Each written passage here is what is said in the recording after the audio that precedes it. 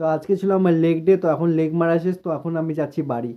একটা জিনিস কি, লেগ মারার পরেই যে গাড়ির পায়ের ব্রেকটা মারতে যে এতটা কষ্ট লাগে না, সেটা লেগ মারার পরেই বোঝা যায়। Hello everyone, my name is Akash Majumdar, I M a new fitness athlete. তো আজকে ছিল আমার লেগ ডে, তো আমি লেগের বেসিক্যালি 5টা ওয়ার্কআউট পারফর্ম করি। তো আজকে 5টা করবো না, আজকে 4টা করবো। 4টার মধ্যে হচ্ছিলো প্রথমে করবো আমি লেগ প্রেস, তারপরে করবো লেগ এক্সটেনশন, তারপরে করবো লেগ কার্ল, তারপরে হ্যামস্ট্রিং আর কাপ মেরে বাড়ি চলে যাবো। তো এখন আমি লেগ প্রেস থেকে শুরু করব।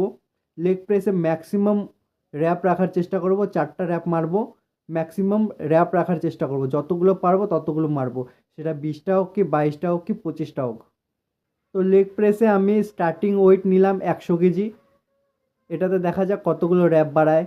তো 100 কেজিতে আমি 20টা র্যাপ বার করতে পেরেছি। এখন সেকেন্ড, থার্ড আর ফোর্থ র্যাপ দেখা যাক কতগুলো বার হয়। একটা জিনিস কি, লেগ মারার সময় যে শরীরের এত এনার্জি লস হয়, সেটা বাকি বডি পার্ট ট্রেন করার সময় হয়ও না। আর সবথেকে বেশি মজা লাগে লেগ মারতেই, আর সবথেকে বেশি কষ্ট হয় লেগ ডেতেই। তো টুকটাক কথা বলতে বলতে আমার লেগের 3টা সেটই কমপ্লিট হয়ে গেল। তো সেকেন্ড র্যাপ আমার গেল হচ্ছিলো 15টা, থার্ড র্যাপ গেল হচ্ছিলো আমার 14টা, লাস্ট অ্যান্ড ফোর্থ র্যাপ গেল হচ্ছিলো আমার 10টা। লাস্ট র্যাপে আমি লাস্ট সেটে আমি টোটাল ওয়েট নিয়েছিলাম 150 কেজি। 150 কেজিতে টোটাল আমার 10টা র্যাপ গেল। তো এখন মারবো আমি লেগ এক্সটেনশন, লেগ কার্ল আর হচ্ছিল কাপ। তো আজকের লেগ প্রেস আমার এখানেই শেষ। তো আমি এখন পারফর্ম করবো হচ্ছিল লেগ এক্সটেনশন। এটা আমি 3টা র্যাপ করার চেষ্টা করব, ম্যাক্সিমাম র্যাপ রাখার চেষ্টা করব আমি এটাতেও। তো আমার লেগ এক্সটেনশনের ফার্স্ট সেট ছিল 20 র্যাপের, সেকেন্ড সেট ছিল আমার 15 র্যাপের, and third and last rep ছিল আমার 15 র্যাপেরই ছিল। আমি 15 মারারই চেষ্টা করেছি। তো এখন লেগ এক্সটেনশন শেষ, তো এখন লেগ কার্ল মারার পালা। তো লেগ কার্লেরও আমি 3টা সেটই মারবো। 3টার মধ্যে হচ্ছিলো যতগুলো যায়, এখন দেখা যাক কতগুলো যায়।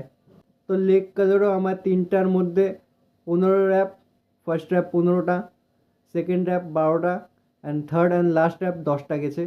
তো এরপরে আমি এটাতে ভালো করে আমার ফিল হয়নি বলে আমি এখন রোমানিয়ান ডেডলিফট দিয়ে এখন আমি নিজের হ্যামস্ট্রিংটাকে ট্রেন করার চেষ্টা করব, কারণ তখন লেগ কার্ল মারার সময় আমি মাসেলটাকে ঠিক করে ফিল করতে পারিনি। তো এখন আমি সেই কারণে রোমানিয়ান ডেডলিফট করব, নিজের হ্যামস্ট্রিংটাকে আরও ভালো করে ট্রেন করার জন্য, বেটার পাম্প ফিল করার জন্য। তো এটার আমি 4টা র্যাপ মারবো। তো এই 4টা র্যাপের মধ্যে আমি ম্যাক্সিমাম র্যাপ রাখার চেষ্টা করব, যতগুলো যায় এখন। তো আমি এখন রোমানিয়ান ডেডলিফট মারলাম। তো রোমানিয়ান ডেডলিফট আমি 4টা সেট মারলাম, 4টা সেট মেরেই আমি ওয়ার্কআউট করে দিলাম এখানে শেষ হ্যামস্ট্রিংয়ে। তো এখন আমি মারবো কাব। তো আমি দেখেছি অনেক জিমেই কার্ব রেসের মেশিন থাকে না, তো সেই কারণে কার্ব মারার জন্য তারা স্মিথ মেশিনে দাঁড়িয়ে দাঁড়িয়ে কার্ব ওয়ার্কআউটটা পারফর্ম করে। তো কার্ব ওয়ার্কআউটটা পারফর্ম করার সময় অনেকের বডি ডিসব্যালেন্স হয়ে যায় আর কার্ব মাসেলটা ঠিক করে ফিল করতে পারে না। তো সেই কারণে নিজেদের জিমে একটা বেঞ্চ জোগাড় করে এভাবে পায়ের নিচে দুটো ওয়েট দিয়ে টুলটাকে হালকা একটু উঁচু করে নিয়ে এইভাবে সেমভাবে ওয়ার্কআউটটাকে পারফর্ম করতে পারো। এটাতে ম্যাক্সিমাম লোড নিজের কাপ মাসেলই আসবে আর কাপ মাসেলটা ভালো করে গ্রো করবে। আমিও 3 সপ্তাহ ধরে এই সেমভাবে ওয়ার্কআউটটা পারফর্ম করছি। তো আগে থেকে আমার কাপ মাসেলটা অনেকটাই গ্রো করেছে। তো ট্রিকটা ভালো লাগলে ট্রাই করে দেখতে পারো।